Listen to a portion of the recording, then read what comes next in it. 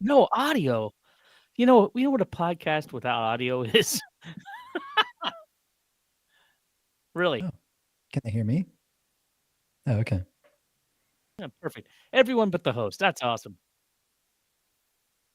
Airphone He's is working fixing on it, it. allegedly. It's It should be ready in 45 minutes or we're mere less. moments away. Oh wait, did that fix it? We're moments away. It like all of a sudden just fixed itself. Yeah, like all of a sudden just fixed itself. Boom. Thank you. They can actually hear me now, Liz. So I appreciate that. Oh, great. Hey everyone. Oh man, coming on a little bit late today. Shocker. We are having some technical issues. Most of them on Lewis's end. If only he could learn to get it together, this show would run so much more smoothly. If only he would upgrade to the M4 MacBook Air Hey, from his So crusty tempting. and dusty ancient M1. crusty, dusty, I'll musty. tell you what, man. That thing worked fine over the weekend, although trying to edit a photo in the middle plane seat, trying to crop one was just impossible. I couldn't move the trackpad far enough without hitting someone. Ooh, They can get a 15-inch MacBook Air now. Yeah, that won't fit on the seat, will it? Or the seat tray. Table, what they call it? Mm. Seat back table. yeah. Seat back tray? What the The seat back 14 tray? inch That's is what- probably perfect for that, though. That thing is like it's just amazing what a difference in portability, just trimming off the 2 inches makes. And you know what? You can have a gigantic ultra wide screen with your MacBook Air if you get a Vision Pro. That's true. Jeez. For only for only $4,000 plus a new computer. Did you read that article? I think it was, what is it, the Wall Street Journal today? They're No. like long, like my favorite quote was one person said, it's like total regret after owning the Vision Pro for like a year and a half. Yeah, the last thing we need is more Vision Pro. It didn't immediately make Apple $2 trillion. It's a failure. This There's was plenty of those all. stories. This was all people saying, "I don't use it at all. I paid $3,500 for it. I used it 4 times in the past month. I mean- I resold it for $1,800. Just I You can't can buy wear it those for because it hurts my neck." $1,800. Wow. That's what Let's they said they sold it let's for. look. I know we haven't started the show yet, but It was a sad story. let's take a look here. Vision. One guy says, "Oh, I tried watching a movie on a plane, and it was really terrible because then they wouldn't when the drink cart went by, they would just pass me by. I couldn't get a drink." I'm like, "That's a deal breaker. Come on now." Okay, we're gonna look at sold listings for the Vision Pro. Oh, no, I couldn't get that tiny cup of water that's good enough for one sip and then nothing else, and you have to wait another half hour. Hey, man, fella can dehydrate inside of 45 minutes. If you miss one round of the drink cart, man, woo! Not only that, you might sober up. So for the base level Have that Vision already. Pro, and this one includes a travel case too, $1,800 for Is that a buy now or 256 is that the gigs. auction price? That one was. It looks like that one was an auction price, which I don't know why people still do bids because it always goes for lower when you do that. The only people that bid are people that want to pay less. So, but the fixed prices. This one's $2,000. Here's another one. Oh, this one has. Oh, this one went for $2,500, but it had more storage. Let's do 256. We'll just make an apples to apples comparison here, and see what the base models are going for. So okay, yeah, so about $2,000, $2,100 if you're lucky. Yeah, so about $2,000, $2,400, $2,300. This one has some accessories. So just for a base level or the base model with no extra accessories, you're looking at about $2,000. So that's not terrible. Or you could buy a reasonably useful secondhand car. Dude, what car are you gonna buy for $2,000? Chitty bang bang. you know those like mopeds they ride around India. You might be able to get one of those for $2,000. I mean, I'll just say this. I bought my Prius for $2,000, but I bought it for $2,000 in December 2019. The situation, I understand, is very different Oh now. yeah, dude. Used car market is ridiculous. Never in my life have I ever actually felt like it was worth buying a new car, but used cars are so expensive, especially the used cars that you'd actually want. Like if you want to buy some old Hyundai, good luck. And I'll Plenty of also those say, for a deal. my Prius looks like a $2,000 car. Hey man, in college I had a car that cost me $750. The thing was primer gray. All the paint had come off of it. It was I forget the model. It was some American-made clunker. And it was a full-on grandpa car. But I'll tell you what, that car had the most comfortable interior I have ever sat in my entire life. It was 100% burgundy, like the entire Was it thing. a Ford Crown Victoria, just based on your description? Oh, well, yours was... No, it wasn't. It was... LTD. Dude, I can't even remember. Was it so a Cadillac copy of it, or Chevy it wasn't or a Cadillac. A Cadillac. I feel like it was like it might have been like a Buick or something. Monte Carlo. And the cushions, it had power everything. First of all, so power seats, and the cushions were burgundy, and they had like 3 or 4 inches of just absolute feather top. You know, it's like you sit in that thing and your buns have never been so comfortable in your entire lives. Like that thing was a sleeper hit. You could drive, and it was turbocharged. So it was if I had really if I had the room for another car in my life, I would absolutely get like a 1981 Mercury Grand Marquis, like 25 feet long, sitting on a sofa. Oh, those were classics. You know, measure your economy in gallons per mile. Oh yeah, oh yeah. You know, but that's back in the days where gas was like 99 cents a gallon. So this car, I don't even remember how many miles it had on it, like 170,000, and it had like this vinyl top, like this aesthetic that they attached to the whole thing. And before I owned it, it looks like it was baked off by like the UV rays, and it had like strands of cloth coming off it that would like wave when you would drive it. And then the crows started like picking at it to like get nest material. So it just kept getting worse and worse. I'd come out in the morning and the whole thing would be covered with crows. They're like picking stuff off of it. And it looked like Big Earn from oh god, what's the name of the movie with Bill Murray, Kingpin, where he has like that hairpiece that you don't know is a hairpiece until he gets like frazzled at the end of like that bowling competition, and the whole thing starts coming off and like wispily waving in the wind and stuff. That's what the top of that car looked like. That thing was anointed by God. I had zero problems with that car. And eventually I got another one. And within a week of me giving it to somebody because they needed a car, the transmission went out and he had to drive the thing home backwards. They don't make them like that anymore. I called it the Silver Bullet, man. Oh, man. I don't miss that car at all, but it definitely was good for the time. Should we go ahead and talk about some Apple stuff? I feel like we should go ahead and dive in. It's a crazy idea. Yeah. All right. We got a level remix here. We got Hubbox. Sleepy Spirits on the Way to Work, which I love. It's on the way to work. 1 o'clock. In the UK or something? All right. No, other direction. Yeah, Hawaii? Maybe Australia. Japan? It's 1 o'clock. It's 1 o'clock. What'd you say? somewhere. 1 o'clock? Some people work second shift. I guess that's true. Night shift, maybe. All right, let's go ahead and go live, shall we? I think we got everything rolling, and we got all sorts of stuff to talk about here today, and we're way late. Oh my gosh, I can't even believe how late we are. Okay, let's go ahead and cue up Mrs. You-Know-Who. Oh, Mrs. D. Oh, Mrs. D. Oh, my dear, I'm also a big fan of big cars. Oh, really, Mrs. D? Oh, yes, my dear, I like to make love to El Caney in the back seat. Oh, God. Every time. It gets us every time. I'm always surprised. Mrs. D, no one wants to hear about that. Look at poor Lewis. He's ready to hurl. We don't want to hear any more about your adventures with LK, but I am glad to hear that he's alive because I thought that wasn't the case. If you don't mind, I'll get this thing rolling. We'll get the show moving in 3. Wait a second. No. I almost forgot my critical piece. In 3, 2. Hello, and welcome to the CultCast, the best 30-plus minute Apple conversation you're going to hear all week long. I'm your host, Aaron Elijah. Join me today. When he goes to conventions, you'll see the other tech editors ducking into rooms, jumping into nearby garbage receptacles, and churning and just running to avoid his piercing gaze. Just another reason why we call him the toughest editor in tech. Lewis Wallace is here. Yeah, the piercing gaze. It's a lot of squinting. He's just is trying what to it is. see. Yeah. Just trying to see anything. Also with us, if you thought his Apple tech was old, wait till you see his pen. Made from the long feather of a goose and dipped in iron gall ink. He's a writer for Cult of Mac. Griffin Jones is here. Good evening. The actual pen that I carry out of the house day to day is just a basic Pilot G2.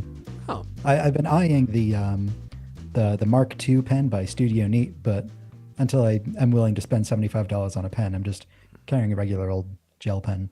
you know what I got here? I've got something that you're going to covet tremendously. You know what that is? See that little logo on there? It's not in focus. Oh, is that the Apple pen that you can buy at an Apple go. store? Yep, it sure is. And actually, it's funny. A microphone on top. No, but that would be cool. This thing is made out of aluminum. It's got a wonderful twist here at the top. But you know what? I thought this pen was really cool. It writes terrifically, by the way. But this pen is one that you can just buy on Amazon. Amazon works with this company. I think they're called Retro 51. And they make this pen, and then Apple just screen prints, or however they did this, UV inks their logo on top of it. I think this specific design might be unique to Apple because they make them in like space gray and some other colors. That's true. Starlight. They might make Same Starlight thing now. Same thing with the water bottles that they sell at the Apple Park store as well. They're just like regular like metal water bottles that I think some particular brand makes and you can buy anywhere, but only Apple's has the Apple logo on it. Is it high quality though? That's the key. It is. It's really nice. Okay. It doesn't actually store a lot of water though. Like my water jug that I keep around at the house is, I think, a good, 48 or 64 It ounces. looks like it something belongs big to the like that. Mandalorian. What is that made out of? What? That Has thing some- looks like it's been through a space metal? battle. Look at that thing. Even worse, marching band. Okay. It's kind of like the smart battery pack. That thing has its own hump. You know, at Or least smart Apple case, whatever it's called. has like high quality accessories, like third party accessories, because one of the things that really just bugs me about what Disney does, I don't know if you've ever been on like shopdisney.com. They've got a lot of really cool stuff, but a lot of like their merchandise is made by third parties, or seems to be made by third parties, and it's just like cheap tchotchkes that they've screen printed a logo onto, and you get it, and it's like super low quality plastic, gonna last you a week, but then it has like some kind of like Disney affiliation with it. So at least Apple does it right. Like, this is a terrific pen. I think it cost me like $30, and shout out to Captain Dr. Zach Hicks, a longtime listener who went to the Apple location and asked me if I wanted to pick up any gear. So I got this, and I also got a shirt. Yeah, Retro 51. Oh, see, it's carved right into the pen. Absolutely a beautifully writing pen. I'm not usually a pen guy, but I actually really do like this. The ink just flows so smoothly. And also, Lewis, you twist it open like this, boom, right into the neck. If one of those editors is not giving you the due respect that you want or deserve, so that can also be used as a weapon. I like it. Yeah, Probably it's also put like a great. poison dart in here and right into their neck. Drag them to your house, to your basement. Do whatever you do to them in there, never to return. All right, look. Wow, We got a lot of Apple stuff. Let's put it off even more. Should we just continue procrastinating? Today's episode is sponsored by Insta360, a leader in 360-degree action camera technology. Their latest 360-degree camera, the Insta360 X5, is released. It released April 22nd and shoots a full 360-degree videos. It's so insane, I can't even say it. In an insane 8K 30 resolution. So we'll talk more about that later in the show. It's my favorite 360 camera, and I don't have one, but I wish I did, and I'm thinking about buying one. Let's go ahead and dive into the show this week. Should we start off with what to expect from the 20th anniversary iPhone? You know, how many years away is this, Lewis? What a novel idea. 2027. Yeah. All right, so not too far. You've got 2 years to dream. Multiple reports are pointing to a real redesign coming to the 20th anniversary. I like to hear that. It's weird, man. It's like after so many years of the same, suddenly it sounds like this year's going to be a big one, next year's going to be a big one, and then the 20th anniversary iPhone. Supposedly, front-facing camera will be under the display, so there won't be a dynamic island, which frankly I'm not sure I'm excited about. Well, they can still have the functionality. Sorry to interrupt you right out of the gate. Yeah. They can still have the dynamic island be like a status area with like running timers and background stuff, even if it doesn't have to be like a physical black cutout at the top of the screen. So then what's the what's the real? I guess won't see the camera in the daylight. Yeah, they just Would can be the make the main whole thing, thing right? go away when it doesn't need to be there. Holy crap! I can't even find the video. I'm sorry. I'm sorry to get weird here, but I like. Did I close the window? I hate to Oh, break it to you, no. Lewis, but you got weird long before this broadcast. Oh God, this new thing is weird. Anyway, I'll continue talking, assuming everything's going fine. Let's see. So one of the sources for this is ET News, which I believe is Korean news source. They reported this week that Apple is prepping an under-display camera for the 20th anniversary iPhone, and somebody may have heard from a reporter at Bloomberg called Mark Gurman reported over the weekend that the anniversary iPhone will come, quote, without any cutouts in the display. Dude, Quote. I would love that.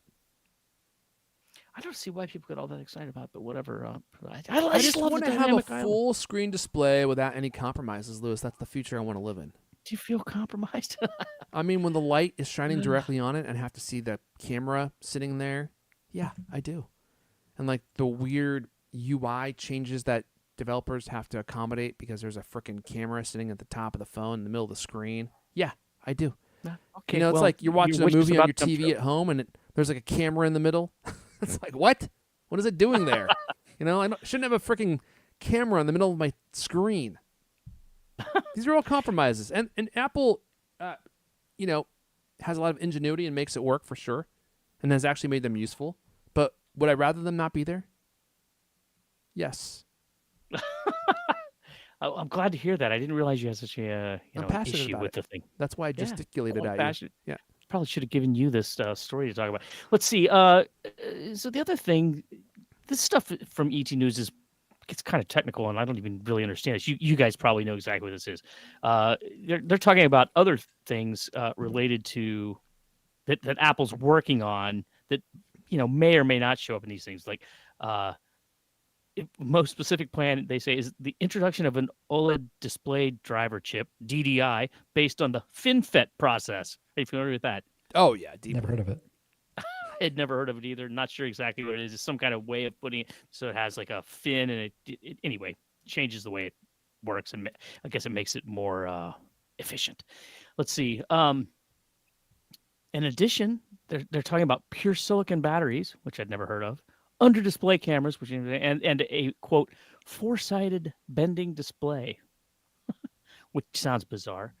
And they're basically talking about Apple's future, the things that they're looking into with various people in the supply chain, things that they're trying to figure out if they're going to be able to work. They said pure silicon batteries are technology that can dramatically increase energy density and extend battery life by using 100% silicon as a cathode instead of graphite. Which I thought Is was that what a solid state battery is? Is that just another term for the same thing? Because What? that's been an impending battery technology that's always like 2 years away for electric vehicles. But I Right, think is yeah. actually only 2 years away this time because I don't know if automakers are that's saying, what it oh is, yeah, but we'll actually have them in the next few years. But yeah, it's funny. I read a story about that this week too. So that sounds like that's going to be an actual big boost to electric cars when that comes about. So let's see here. What else did they say? UDC is had to blah blah. We already talked about that, the under display thing, and then four-sided bending, which just sounds nutty. It's to quote implement a full screen without a bezel. Okay. I do I know like you that love part. that. And then so Mark Gurman described it as a all-screen curved device, and I think that confused a lot of people. Like, when you say curved phone, does that just mean like it's like banana shaped, it's like shaped it has like a like banana. like it's actually Absolutely. arced, or? Mhm. But I think this is describing that like the panel will be curved like around the edges and sort of like into the side of the phone, so that you can have so that you can eliminate the bezel entirely, so that like it'll still be like mostly flat, with like the really subtle like half a millimeter curve on the edge, but basically the whole phone will be pixels. You won't have a black border around the edge at all, and that sounds like that's what they mean with that. Isn't there already like doesn't Samsung or somebody already make like a display that kind of wraps around the edges? I Yeah. remember I there was think The Samsung Galaxy Edge, I thought, one did that. that had like, and yeah, like you could And then interact I with the edge put of like the a little screen, right? marquee bar on the edge that did Something stuff. weird. I don't follow Samsung so closely that I know what even has happened to that device or if there is like a more recent Right. version, but I do remember that I think specific device. they cut that feature a while ago because it was completely pointless and kind of a gimmick. And they recently brought hey, back. it's Samsung. We knew that part. Yeah, Wait a minute. A feature that's they rec- pointless and a gimmick? What? they recently reused the Galaxy Edge name, but I don't think the new S25 Edge has like the Edge as it used to be. I think it's just the name that they brought back to Oh, now yeah. name their Okay. super thin model. I'm looking at it right now. You're right. That is a super thin phone. But yeah, like the Edge naming convention remains, but the reason that they called it the Edge is completely gone. Because That's it's a nice skinny phone, Edge. actually. Yeah. The other thing Gurman said in that X post on Wednesday was, quote, it's called the glass wing internally because of its display and design. A glass wing. And I think Sounds didn't he have cool. a picture of a, was it him that had the picture of a glass wing butterfly or moth or whatever the hell it is? I don't I know, can't but even remember. as you said, Glasswing, you looked truly insane. Your eyes get all big and bulgy. I love hearing these code names for Apple products. I really do. It just makes it They got so cool names. interesting to me. I even if it means nothing, I find it fascinating. All right. Well, look. You know what makes me happy about the story is that we've got some actual cool updates coming to the iPhone because it's kind of been puttering along here for a little while without any visual changes at all. And People say like, oh, eliminating the bezels, that's such like a non-important thing. But you know what? I look back at my iPhone 12 and I'm like, those bezels are big and it does Yeah. look annoying and it does make it look old. And then you go back to an iPhone 10 and it's like, wow, we thought this was an all-screen iPhone that's got like it's got huge bezels around the side. Like the bezels really do make it feel old in a way that it's hard to like put your finger on. yeah, I agree. I mean, my Apple Watch Ultra has pretty big bezels for a watch, and I usually use the clock that has a black background, so you don't notice it. But anytime you use like one of the modes where the actual clock has a color, then you are like, whoa! Like the bezels on this thing are actually quite substantial. And you know, it's just crazy because my Sony television, I mean, the bezel is probably, I don't know, 4 millimeters, if that, 3 millimeters. It seems like it's actually much thinner than my Apple Watch is. 4 millimeters thinner. even What? Yeah, dude, it's You ridiculous. mean in It's, comparison, right? well, You don't have a 4 millimeter bezel. I don't know what the actual thickness of the bezel is, but it's practically non-existent. It's hardly there. Like it's a full screen, like edge to edge experience. And It might just be a perspective thing since you sit much farther away from your TV than I presume you do from your Apple Watch. I don't think so because I clean my TV and I go up right in front of it and I can Elastic see it. man arms. You know? So, okay, I'm going to measure it since you guys are trying to poo-poo the dimensions of my bezels. We also You're need to know bezel your shaming me. maximum arm length. Well, you know, I usually sit like, 25 feet away from it and I can barely notice the bezels from there. I can also barely see the TV. But I don't want to injure my eyes. My mom told me if I sat too close that, I might go blind. So I've always taken that to heart. Okay, I didn't, and look at me now. Yeah, what could go wrong? Well, I probably need glasses too, man. That's starting to. I'm Wait, Louis, fighting. They had television when you were a kid? What's that? Well, yeah, I mean, they're called paintings. The television that we had was probably about the size of your house. And then the screen was like Well, the 19 TV inches. was, right? But Yeah, the screen the was box was as big as a house, but the screen was tiny.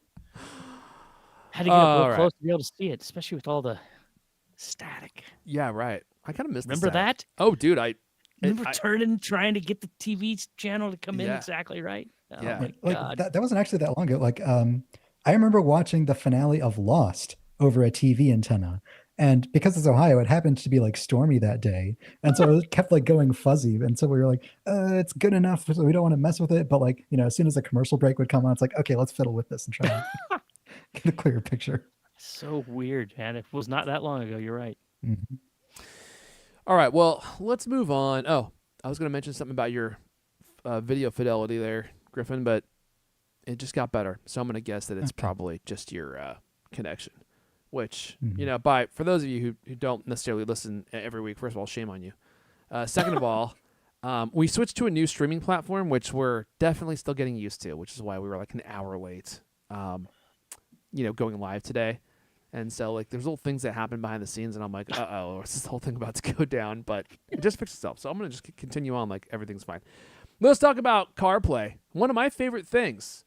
I think I forgot the name of the unit that I talked about in under review, which dude we should probably do again sometime soon. It was my first CarPlay experience getting to actually use it day in day out. And I've completely fallen in love with it. I absolutely love CarPlay. Like being able to have a map up and just be on all the time is so useful when you're just puttering around town and going on trips and stuff. And then you can also just use your phone as you still have the map up. And plus you get like a super cool like wide angle map. Anyway, I'm not here to talk about that device, which I can't even remember the name of, but I'm continuing to love. I need to drink a water. Hold on. I think it was called the CarPod Go. I do think that was the name of the device, the CarPod Go. And sounds legit. And dude, it's like a Chinese company. It cost $200 or something, and I was like, for sure, this thing's not going to work well. Works great. It's like been almost bulletproof since I've owned it. Like as soon as you turn the car on, your phone connects, the map loads, and it's 60 FPS.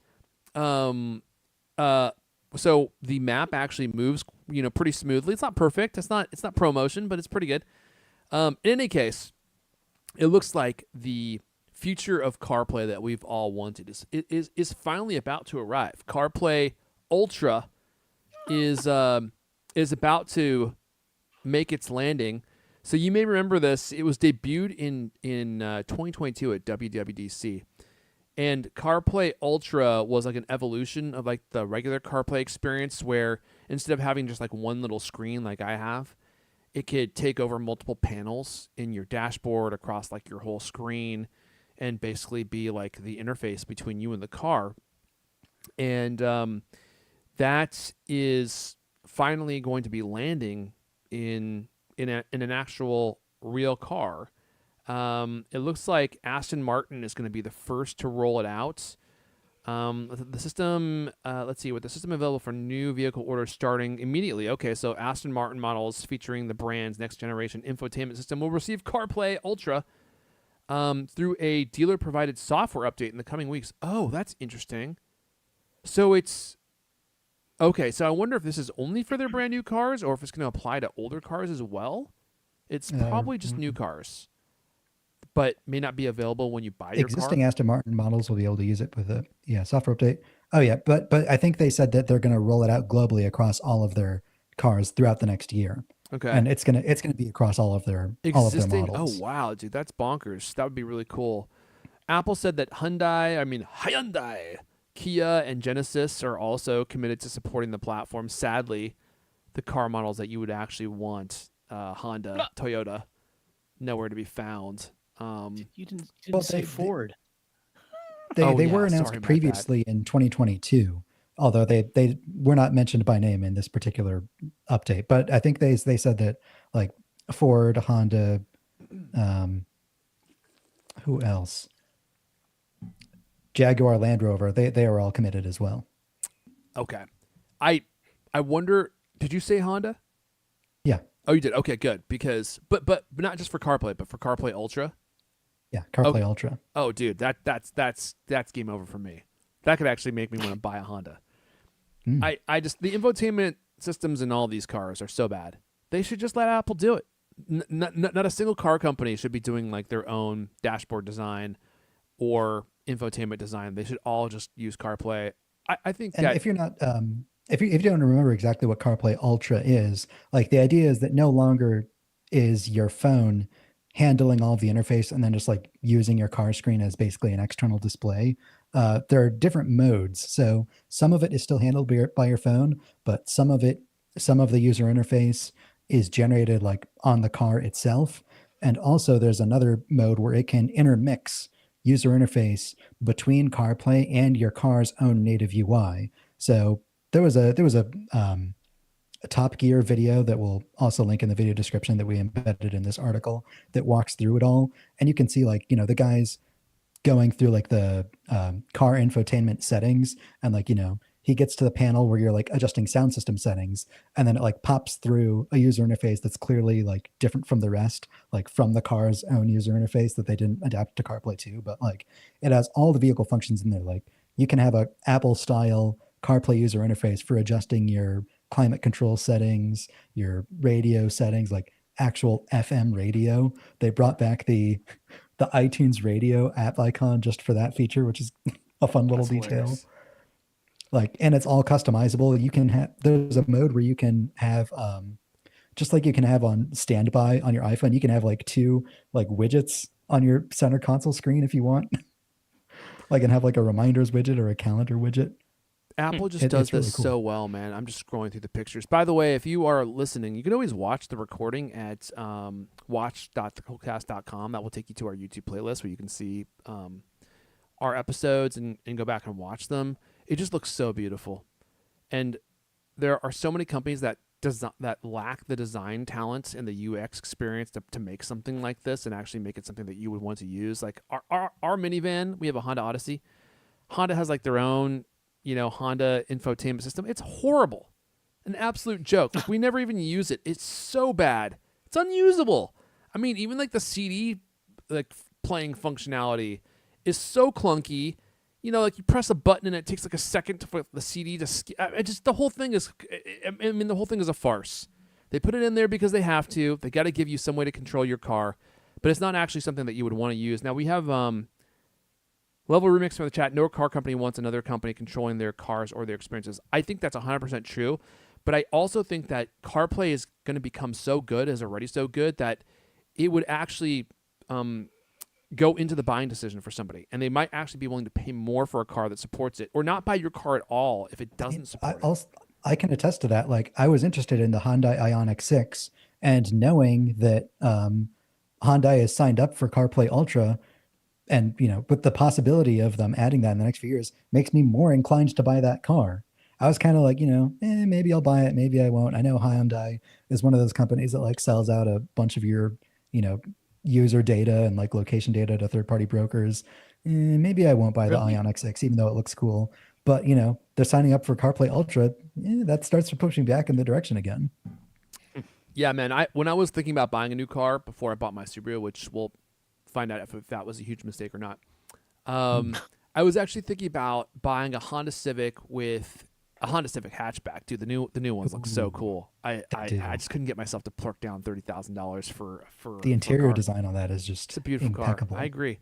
And I was actually thinking about getting a model with a higher price model with more of like the tech features, just because it featured wireless CarPlay as opposed to like the wired version, which is completely such a money grab because they could just enable it so easily. And I was willing to plunk down the money and get a more expensive model just to have that feature and have like the extra. And I would pay more for CarPlay Ultra. I absolutely would, because I think it's going to be so beautiful to look at and to have something that integrates with your phone. It's good that it's running on the car, because the last thing you want is for your Wi-Fi connection to cut out and for your speedometer to disappear or your steering wheel to stop working. Yeah. How do you feel about the name CarPlay Ultra? It's confusing because it sounds like 4K. Stupid. Yeah. I feel like Apple thinks we like the name Ultra more than we do. Because what? Apple Watch Ultra, that makes sense for that particular product. But everywhere else that they use the word Ultra just makes it confusing and worse. Like, I follow the Mac for a living, and I still get mixed up whether M4 Ultra or M4 Max is the better one. Yeah. Apple, like CarPlay Ultra, I'm not as sold on that. Yeah. I mean, again, to me, it indicates like fidelity, and because that's what Ultra is typically used for in my mind. Although we obviously have Ultra hardware as well. I feel like they should have called it like CarPlay Plus to indicate like it has more features than normal CarPlay. Well, then it sounds like a subscription But that service. sounds like a subscription. Sorry, Lewis, what were you going to say? CarPlay 2. That's what people were calling it before, and that's a good name. Yeah. But you could have CarPlay 2 without having CarPlay. You could have CarPlay Ultra. Well, maybe not. Can you have CarPlay Ultra if it's not the version that expands across all the different screens? Like, isn't there... Because that feature is part of the next generation of CarPlay, and I feel like you could have CarPlay without having CarPlay Ultra. No, I don't know if you. I I just don't completely think. confused Lewis. He's about to blue screen. I feel like if your car either supports CarPlay or CarPlay Ultra. All right. I don't know. I feel like that was said in the video, but All right, maybe. What were you going to say, Lewis? I don't even remember now. I can't remember. Do you know there's smoke coming out of your ears? That whole CarPlay conversation. We use the word CarPlay about 45 times. I do love it though. Yeah.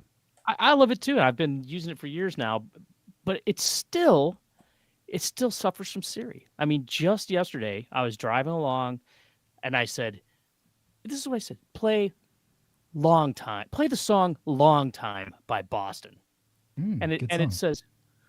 says now playing Long Time Live by Boston. And Yeah, I man. said, It's horrible.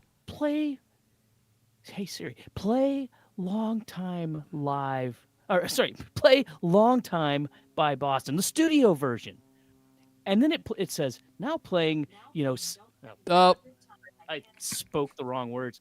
It starts saying, okay, now playing something complete gobbledygook, nothing at all like what I just said, but it's like, Tripping Down by the River by Lil E Boston. And I'm like, what in the world is, and not only that, but I tried again. So just play the version of the song on the studio album. It cannot parse any kind of actual information. I know. And it played the exact same rap song by some rapper I've never heard.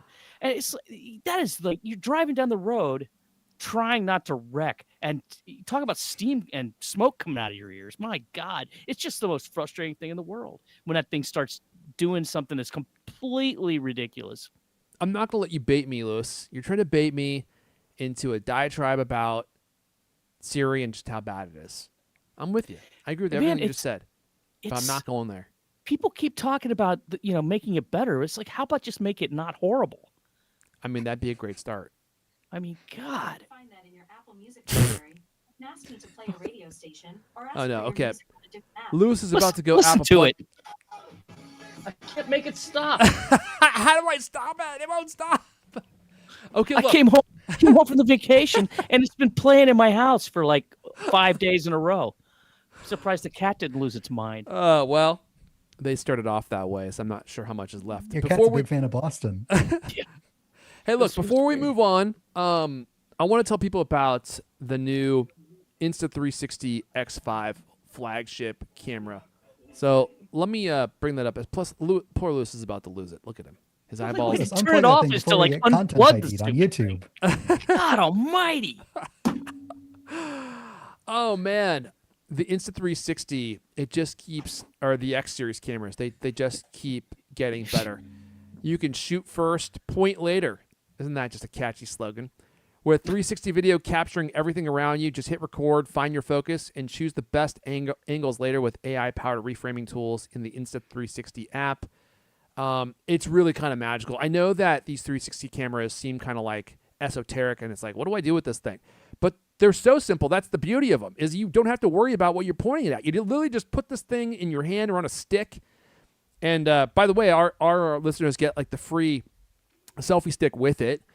And you just, it doesn't matter which direction, up, down, left, right. And then afterwards, you load up the video on your app, and it's like peering through a portal into your video. You just hold your phone in front of your face, and as you move the camera left, right, up, down, the video moves with it. You're like literally in the middle of the video looking around, and you can use that to edit the video. So to look at different things as the video timeline is progressing, you can point it at different things. It's incredible. It also has like AI features that will edit the video for you and find the most interesting stuff in your video. The new X5 is the first to feature 8K, which is bonkers. It has enhanced low light performance and a longer 185-minute battery life for all-day shooting. I think one of the better parts of the new camera is also the user replaceable lenses, because you're going to be taking this thing. Oh, by the way, it's waterproof. You'll be taking this thing wherever you go. And sometimes, kind of like any action camera, you might drop it. And with previous versions, that was something that you might have to send in to actually get repaired. But this new one has user replaceable lenses. So it's going to add a whole new level of longevity to the camera, because if you ever drop it or anything, you'll actually be able to fix it yourself. I think more than anything else, though, like I really love the look of the video that's created by the Insta360 X5. You can go on YouTube and see people who have used it and have created like review videos on it. It just creates a really beautiful image. I think that's obviously one of the most important things. It also, I'll tell you how you can get a free selfie stick when you order.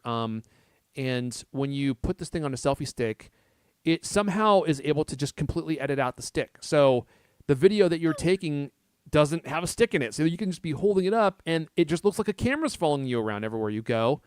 And the stick is completely gone. By the way, I know that some people think that that 360 cameras have like a weird, like rounded video look to it, but the software lets you completely dial that out. Like you can make it look, 16:9, just like you do with your iPhone, and have like a normal looking video. So if you want to have like that 360 look, you can also do that, but you don't need to do it. So I encourage you, if any of this sounds good to you, you can score a free 45-inch invisible selfie stick with your Insta360 X5 purchase. Just head to store.insta360.com and use the promo code CultCast at checkout. This is available for the first 30 purchases only.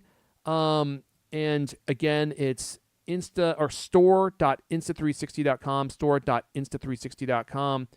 And use the promo code CultCast at checkout. You'll get the free 45-inch invisible selfie stick, which you'll absolutely want. I promise you, if you have a 360 camera, you'll want the stick because it just makes so many more shooting scenarios possible to you. And you can do way more cool stuff with it. And it's invisible. So be careful. Try not to lose it. It's best to maybe put some tape on there or something that will help you see it, because if you don't and you set it down, boom, it's gone forever, right? Until you sit on it by accident or something. Trip over it, I'm sure. All right, Lewis, let's move on. Lewis, I'm taking the next one. Well, yeah, but I was going to say, all right, Lewis, it's time to send it to Griffin. Telling Lewis that I'm going to take the next story. Well, I was just letting him know where we're going first, so he didn't feel confused. I thought maybe it was a chance for me to offer up for sale a slightly used HomePod Mini. Well, you don't want your HomePod Mini anymore? Just had to unplug it. Oh, it's going bonkers. It's time to wipe it, Lewis. When the thing starts going berserk, you got to just wipe it. Won't play what I want it to play. Won't stop playing things when I don't want it to play. That's not the HomePod's fault. That's Siri. Nothing we can do about that. Okay, let's talk about, what are we talking about here, Griffin? Are we talking about? Apple has unveiled some major accessibility upgrades coming in iOS 19. Okay. So continuing their annual tradition, they pre-announced everything coming in iOS 19, macOS 16, and visionOS 3 related to their accessibility features for Global Accessibility Awareness Day. So I'm just going to run down some of the top things. There are some, honestly, really great features in here that everybody is probably going to get some use out of. Apple will introduce accessibility nutrition labels to App Store product pages, kind of like the privacy nutrition labels that they have, that'll tell you which features an app supports before you download it, like voiceover, voice control, larger text, dark mode, and reduced motion. It'll say like supports dark interface if that feature is available. So a lot of people probably like that. This is a big one for the Mac. The magnifier app from the iPhone is going to be on the Mac in macOS 16. Oh, that's cool. This will let you zoom into things in your area using the camera. So presumably you can use the webcam, but like really what you'll want to do is use continuity camera from your iPhone, or you can plug in any USB camera and you can point this camera anywhere you want, even use desk view if you have a Mac that supports that. And you can have multiple cameras simultaneously and then just like zoom into things all around you. Like the use case I read somebody talking about on Mastodon was, when they were in high school, they had, vision problems. And so they always had to, sit in the front row of the classroom and squint and ask the teacher to write everything really big on the whiteboard. Well, if they had a magnifier on their Mac, they could just, point their camera at the screen and, yeah, that is cool, man. See things much better. Apple put out a video showcasing that this person sitting way back in a college lecture hall and putting a phone on the top of their MacBook and zooming on the chalkboard and stuff. Oh yeah, I mean, stuff like that is life-changing. Braille access lets you launch apps, take notes, do math calculations, see live captions, and more from your iPhone with a connected Braille display. that's an awesome thing I didn't know existed, but that's Right. I great. feel for like them. learning Braille would be so hard. Like just You'd knowing be very what. motivated though. Yeah, I guess that's true. But like just feeling like dots to communicate. That just sounds tremendously challenging. Sorry, go ahead. Accessibility Reader is kind of like reader mode in Safari, but available for other apps and in other contexts, like reading PDF documents or other stuff like that. Like in the Apple newsroom post, that's the thing. If you ever open up a PDF on your iPhone and you have to like turn it horizontal and zoom in really far and get the margins so you can actually read the dang thing. Well, this is like reader mode for that everywhere in the operating system, and that's awesome.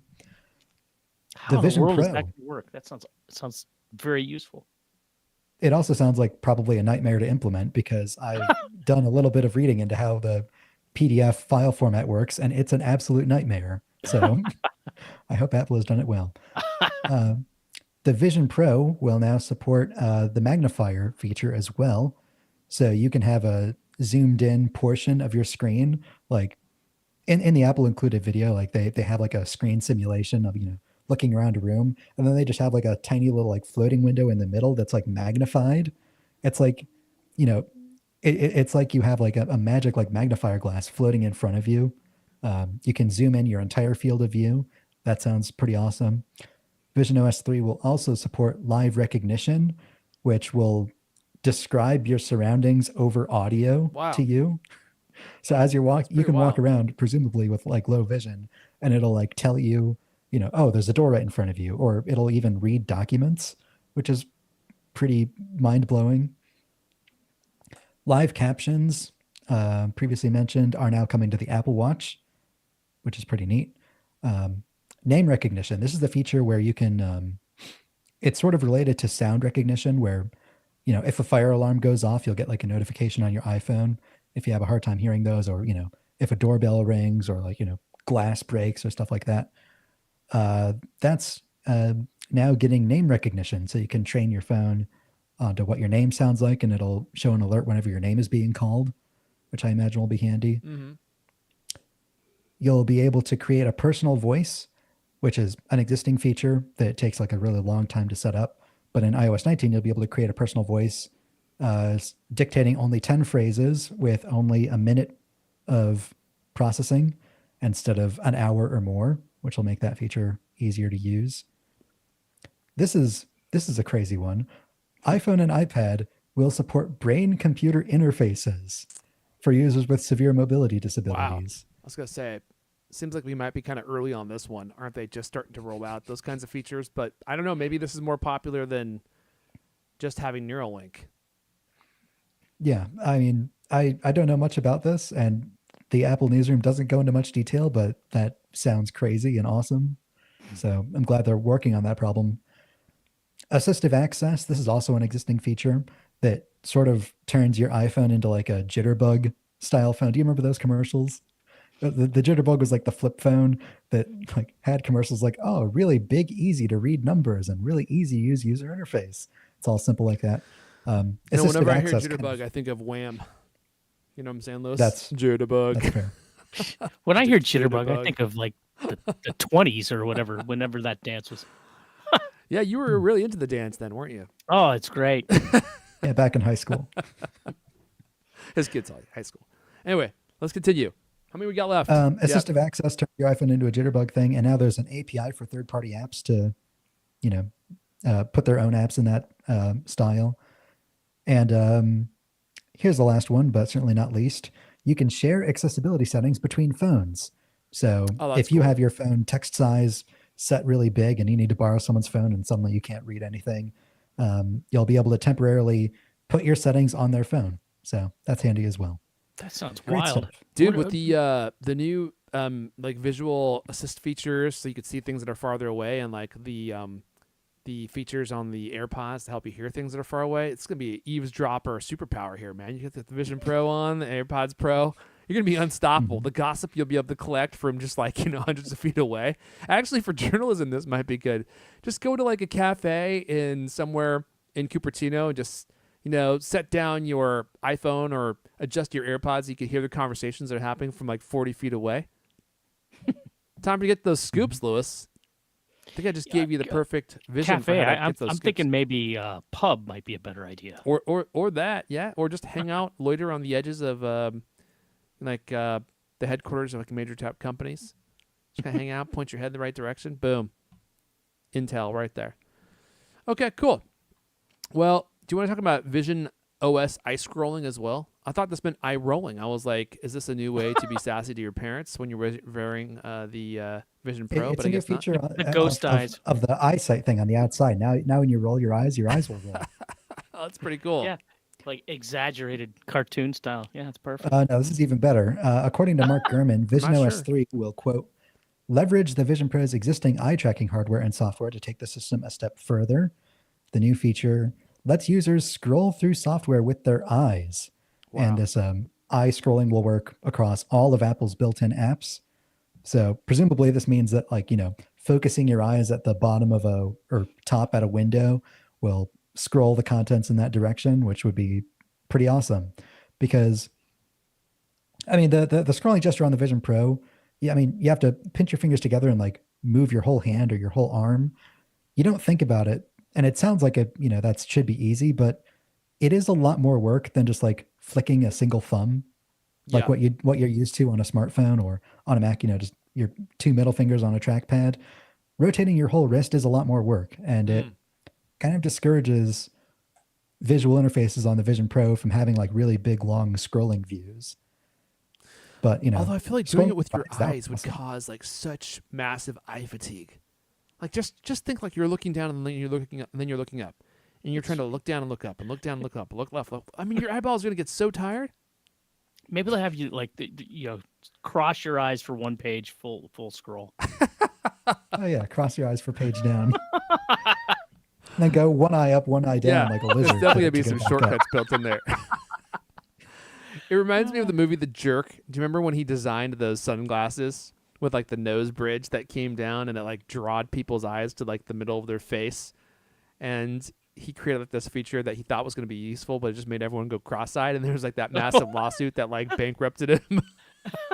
I kind of feel like we might be in that territory here with this. It's like now you're going to be using your eyes as like an input method or a control method for like the UI when your eyes are not really designed to be used that way. And I feel like you're going to be looking for They an eye already injury. are in the Vision Pro. Like that's your cursor. Well, sure, but to select things is one thing. To scroll, because like you do a lot of scrolling, and sometimes you got to scroll a lot up and down and left and right. You're right, and you're like boing, boing, boing, boing, boing, like making your eyeballs go up and down. Did they say exactly how it's going to work, or they just? I mean, this is a rumor, so we don't know how it'll work, but we'll find out in presumably Oh, only right. 4 weeks at was- WWDC, and I'll be excited to try it out. Got it. I'll report back. I thought this was part of the Apple announcement. I got it confused. Oh, that's fair. All right.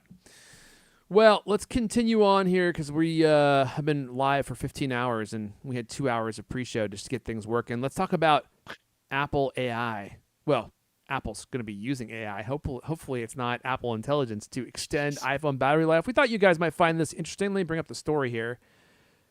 The one thing that AI does really well is notice patterns. And there are going to be patterns buried all over throughout our world that AI is going to surface and help us take action on or take action on our behalf once it becomes fully self-aware. You think I'm joking?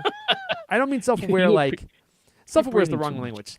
Agentic. So like once it's able to operate autonomously, which is like the next phase of AI, we're not even there fully yet.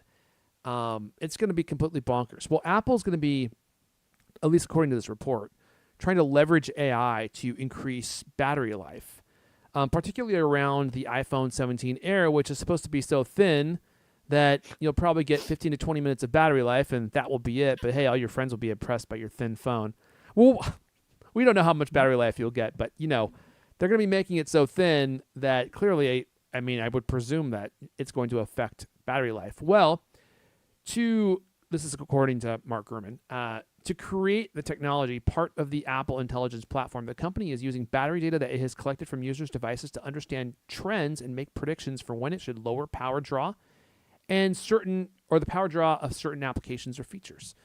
Reports Bloomberg, the same AI could show users on the iPhone's lock screen how long a recharge will take before their handset battery is back at 10%.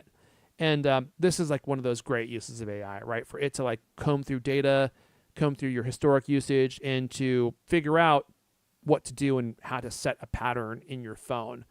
And And do maybe the heuristics and battery that it type of saves thing. will offset the cost and energy of running an AI local on your phone. That's right. The battery life just went down to 10 minutes. 10 minutes. But hey, it'll be thin. But it can tell you exactly how long it'll go. Who needs to use their phone for more than 10 minutes? It's excessive.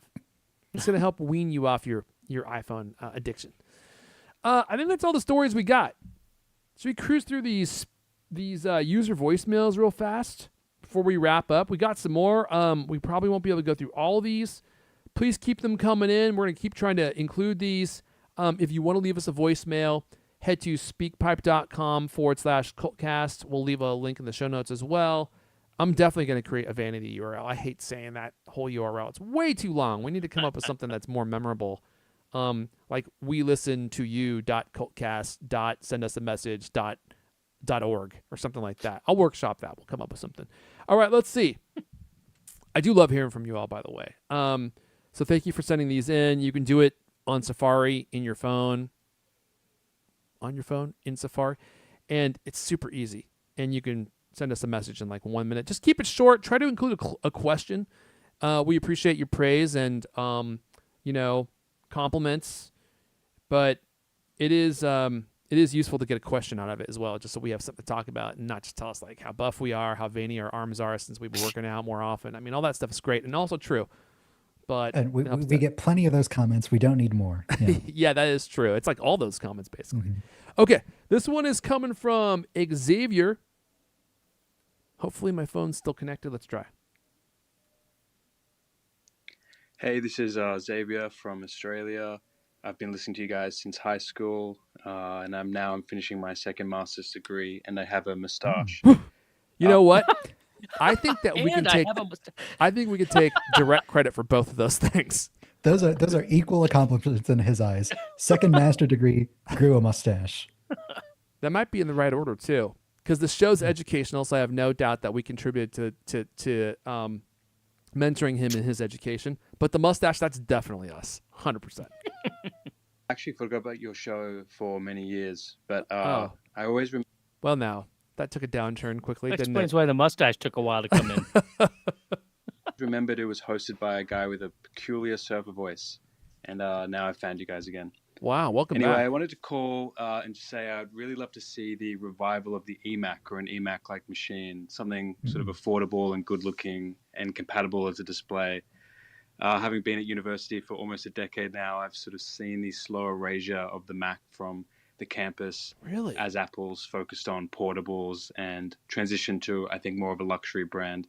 Libraries and labs are dominated by these sort of cheap plastic screens, and if not simply an aesthetic nightmare, I think Apple totally underestimates the cultural cachet that education space provided that I think Steve Jobs clearly recognized. Anyway, let me know what you guys think. Love the show. Oh, this guy's so articulate. I wonder if he's As looking the for a person- hosting job. What was As that? the person who's closest to school out of the three of us, even though it has been a long time for me, I will say that I think that the invention of the Chromebook killed any and all hopes for Apple to take back the education I market. think you're right When you about can that. give everybody a laptop for like $100, I don't think Apple can feasibly compete with that in any meaningful way. Yeah. Which is sad. But Yeah, the my eMac daughters was a have lovely those little computer. Chromebooks. They're fine, but you know, it's a cheap computer made for students, and Mhm. it is not beautiful. It's basically just a browser that you get to operate in, and everything is done in the Google Office suite. What do they call it? Do they call it the Google Office suite? The G Suite. The G Suite. Okay. And that's typically all they need to like do their actual schooling and stuff. So I don't think that we'll see the education institutions go back to Apple because their stuff is so expensive. But I would also love to see that because that's what I grew up on, and they were great machines. And a lot of the skills that I have now, I don't know that I would have had if I didn't use Apple devices. And actually, I think this is kind of the tragedy of it all, is like the Chromebooks are really good for doing one specific thing, and that is like using the G Suite. But like I had I had access to like we didn't have any eMacs, but we had like the Power Mac towers, and like I could edit a video. Like there's a bunch of stuff that I did in my school years that there's no way you could do on a Chromebook.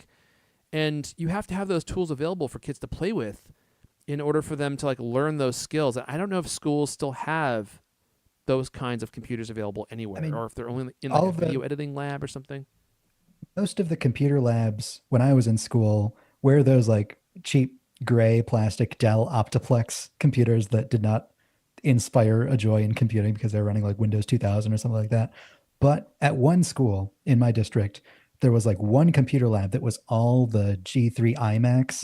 And that was what got me a taste of Apple for the first time. Yeah, and because I had assumed computers were all boring Windows 2000 machines, and then I got like just a little taste of Mac OS 10 with like the glossy Aqua interface, and that just sparked something inside me. That is why I'm here today. Yeah, I remember getting my first Power Mac or PowerBook. I was blown away when I got that thing. I mean, I had never loved a piece of technology as much as I loved that machine in my entire life. And I was so into just tech in general, building my own PCs and all sorts of stuff. But that machine was so polished, and they put so much effort and ingenuity into like the aesthetic and the design. And it was made by people who had good taste, which was so unlike anything that had ever existed in the PC or the computer space. And I think that continues to be a big part of why people love Apple stuff, is because it's just beautiful. I think people underestimate and undervalue beauty. And I think that was something that Steve Jobs really changed about technology, is he wanted things to function in a way that made you feel like you knew them before you even started using them, but he also wanted them to be beautiful. And I feel like that sense has been woven tightly into Apple, and that's one of the things that they still do really well. Okay, let's move on. Thank you for that message all the way from down under. Let's go over to Pavlos. Oh, man, I love that he's called back. Pavlos Schlatter. One of my favorite Germans, and one of my favorite German names. Guten Tag, everyone. Pablo Oh, Schlotter here from Germany again. First off, thanks a ton for the brutal roast last time. I feel very honored. Our pleasure, Pavlos. Come back. We'll roast you anytime.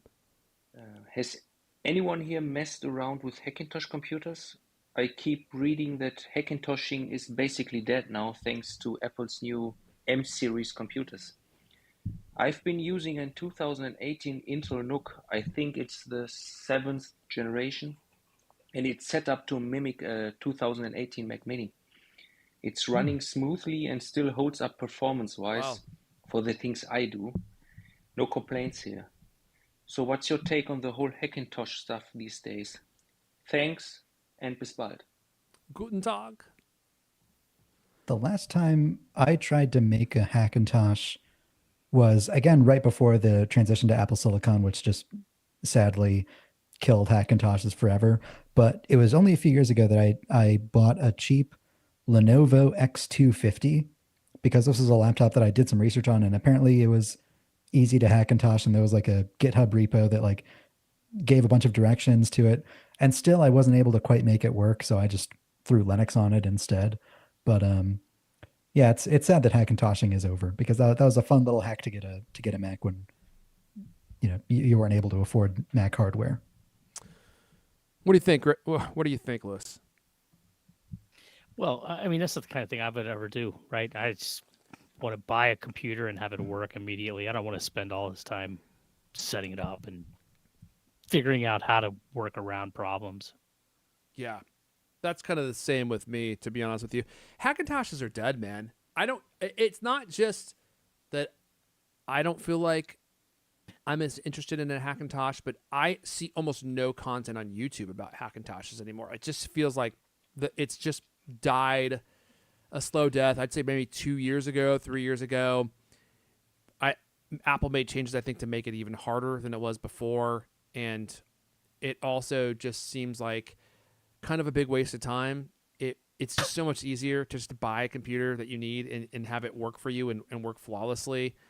But I think this kind of maybe connects to something that I've thought for a while, and it seems like the Apple passion has been slowly dying. Oh, I really think that's true. Like when we started this podcast, I feel like it was alive and well, And it seems like since we lost Steve Jobs, people's interest in Apple as a company and the things that they're doing and like rumors has just kind of slowly gone away. And people just consider Apple to be like just another tech company. And it has its fans. I mean, we're still here. And I know there are a lot of you out there that still care about what Apple does. But I feel like most of those people now are just developers. And I've said this to Lewis before, and he's like, I don't think so. And maybe I'm wrong. But I mean, it does kind of feel the like developer community is especially angry with Apple at this particular moment. We haven't been following this story on this show, but like everything that Apple is doing in response to every piece of regulation, they just refuse to give any more, like more than an inch than what they are legally required to, and oftentimes they're doing less than what they are legally required to. right. Like they're just doing everything they can to like treat developers like a supply and not like the customers and Apple Like loyalists partners. and you know the core audience that they really are to the company. And I think the App Store, in many ways, put them at odds with the developer community because they're collecting such a big cut of the money that's being made there, whether fairly or unfairly. I leave that to you to decide. But so I think a lot of developers are angry about that. I mean, it makes me angry that if we were to use the Apple features to like promote our podcast, that Apple would want 30% of that revenue. I think that's outrageous. For a small business or for a small podcast or for a small developer to fork 30% over, 30%, they're entitled to whatever they want to do, but it just creates bad optics. Podcasting is an open network, so we don't do that. We have the ability to host our podcast elsewhere and monetize our podcast through support.thecultcast.com. But that is true. Developers, it's like if they have no other choice. Apple refuses to allow competition. If you want to play the game at all, you have to take that 30% deal or nothing. Yeah. And unfortunately, I think maybe what we didn't anticipate was that the entire body of web activity would move from like the open web to apps. And so Apple's got you where they want you. It's like if you want to exist on the web, you need to have an app. Now, this is not completely true, but I think by and large, for anyone who's just normal, who wants to interact with like a company or, you know, a website, they usually use an app because it works way better. Most activities happening on the phone. And so you got to have an app. And if you want to charge for features, well, TC's there tapping his finger into his palm. And so you kind of have to exist there if you want to be relevant. And I don't think that that's a shift that we were anticipating. It's like the entire state or the entire use of the internet shifted into the hands of Google and Apple with the app stores. And it's not as fun being like a fan of a company. Like I started as both a fan of Apple products and Apple the company, but it's hard to be a fan of Apple the company when you're rooting for the biggest publicly traded company in the world. It's not such like a fun little upstart, like, you know, passion project. It's like, oh, I'm rooting for like the biggest company in the world. Like they don't need me. They're not. That's true. And I also think, and I'll probably leave it at this, but like people connect with people. People don't connect with company, right? So like having a figurehead like Steve Jobs gave you someone that you were connected with. Like that is a face, it's a name, it's a personality. And, you know, whether you liked him or not, it's like that's someone that you could have a connection with. Where it's like, do you have a connection with like this amorphous corporate entity? It's like, no, you're just there to sell stuff and do stuff. But I have no emotional attachment to you necessarily as like an entity. But like Steve Jobs, like we loved. People were sad when Steve Jobs died. Like they showed up at Apple stores worldwide. That was an event culturally that we all remember. But, you know, you don't have that with a building. So like, what do we know about Tim Cook, the person? Very little. He wakes up early. He likes reading his emails. He likes charts. And he likes Diet likes Mountain Dew for some reason. Like, I think you just wrote his Tinder profile for him. I hope he's listening to this Extremely episode. squinty. Yeah, I like to squint when I'm focused. I love a good chart. All right, let's do one more. We're sorry, we can't get through all these guys, but please keep sending these. If we get enough of them, we might actually just do like a full on like cast off topic, which we haven't done in many moons. I realize. I admit that. We have to get back into it. And if we get enough of these, this would be actually a great segment to do. Okay, this one's from Donnie Goins. Hi, CultCast team. This is Donnie. What did he just say? He say? Did you hear that? Hi, CultCast team. Did he say CultCast? I thought he said something different. What do you think he said? Hi, CultCast team. This is Donnie Goins. I've listened to every single show you guys have produced since the very beginning. Wow. And you guys do a great job. I'm the gentleman who won the Steve Jobs doll many years ago. Oh, my gosh. My little daughter. That was a long time ago. Holy. Daughter's grown up now, going off to college. Have a quick question. Wow. Very cool. Is there any new MacBook Airs coming out anytime soon? Or should I just go ahead and buy her a new laptop getting ready for college? Thanks, guys. Keep doing the great job. This is an easy one. Well, first of all, hi, CultCast team. This is Don. Donnie's trying to get around too there. He sounds like he's a OG member of the Gov Club, which is the people that have been listening since day one, which was like 13 years ago or something. So it's always incredible to hear from people that have been doing that. And I love hearing like I'm getting my second master's degree and I just grew a mustache. Or my daughter's graduating high school. Because, like over the last 13 years, like we've all gone through a lot, right? Like we've all grown up a lot. There's a lot of things that have happened to all of us individually. And we don't necessarily talk about that stuff, but like we've all kind of grown older together for like this long period of time. So it's cool for me to hear what has transpired in other people's lives. Like, oh, my daughter graduated high school like 13 years ago. His daughter was probably in grade school. He's been listening that whole time. That's pretty cool. What do you think about the MacBook Air question, Griffin? I think I know what you're about to say.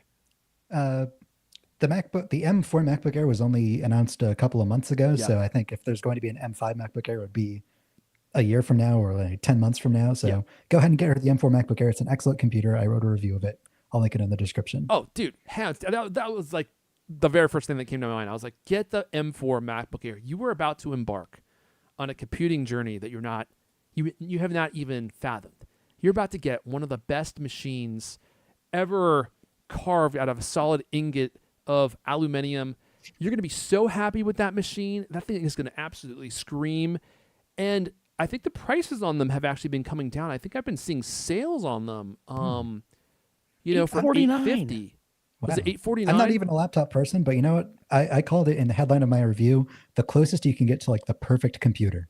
Yeah. And I stand by that. 256 gigabytes, a little bit paltry in my opinion, but you're getting 16 gigabytes of RAM, which is far more important than the 256 gigs of storage space.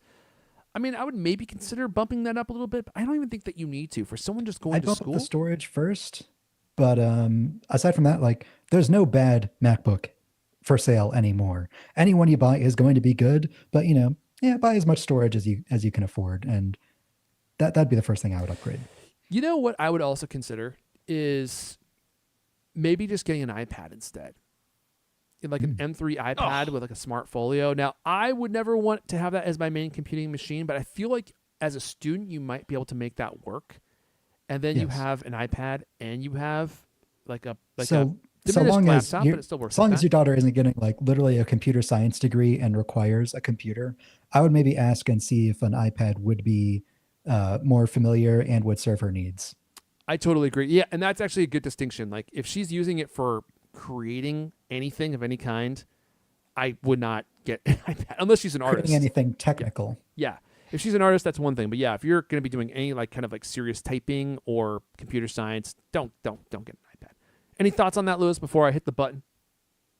I think $849 for one of those things is fantastic. There's still, you can get the blue one right now, $849, and everybody always says, "Oh, iPad is no a Mac." There's so many things you cannot do on an iPad, up to and including like booking tickets on certain websites.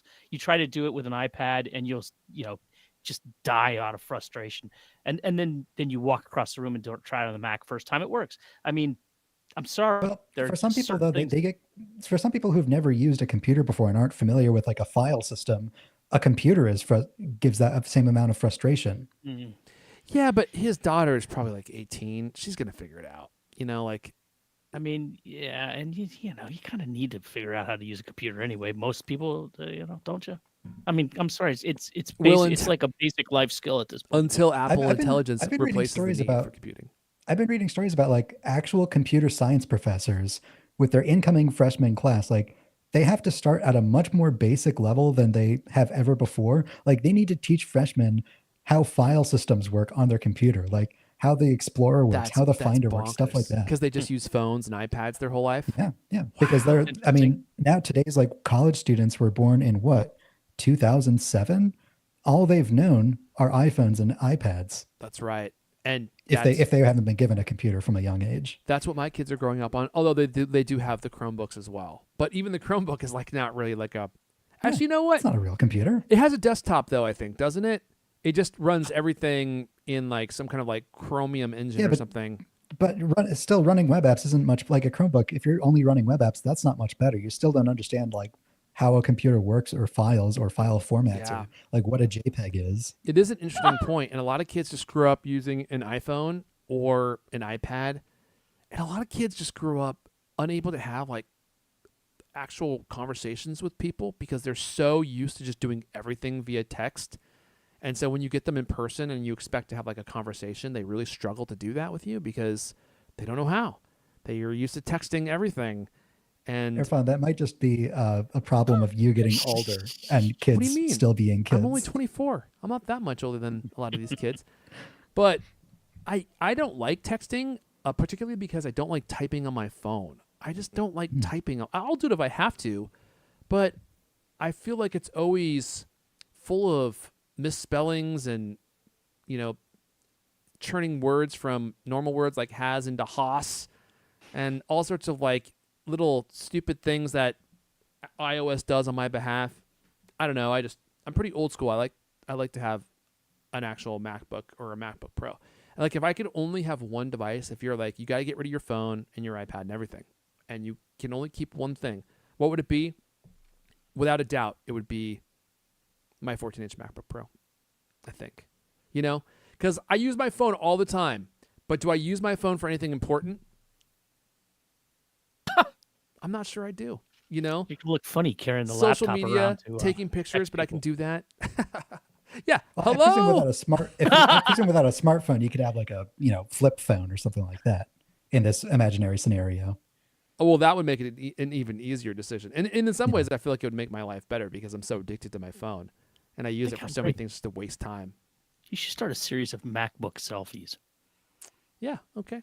Just take one to Disneyland, see how it goes. Take one to a concert and hold that up in front of the crowd and see how quickly you get punched in the face. Until you drop it and you realize you just, broke $4,000 on the ground. Okay, we're going to go ahead and wrap it up there. That's all the CultCast we have for you guys this week. But as the Grifter pointed out, you can come hang out with us in the Cult Club. And all you got to do is fork it over. It's only $5 a month. You can hang out in the Cult Club, Irfan.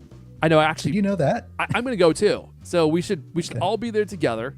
And even if you don't want to hang out in the Cult Club, but you're like, you know what? I really like what these guys are doing, and I just want to give them some money to help them secure their futures as podcasting. I know that you think that we're raking in the bucks, and we are, but we need your bucks too. But you can head over to support.thecultcast.com, support.thecultcast.com to fork it over. This has been the CultCast, the best 30-plus minute Apple conversation you're going to hear all week long. New episodes of the CultCast come out every Thursday night. I want to thank everyone for listening, for hanging out live, and we will see you guys next time. What do you call that when you change the volume and pitch of your voice as you go up like that? Is that a squeal? I figured there's some kind of musical term that... yeah, I like that. Oh, modulation. Okay. Whatever it is, I've developed a unique talent to do it, I would say.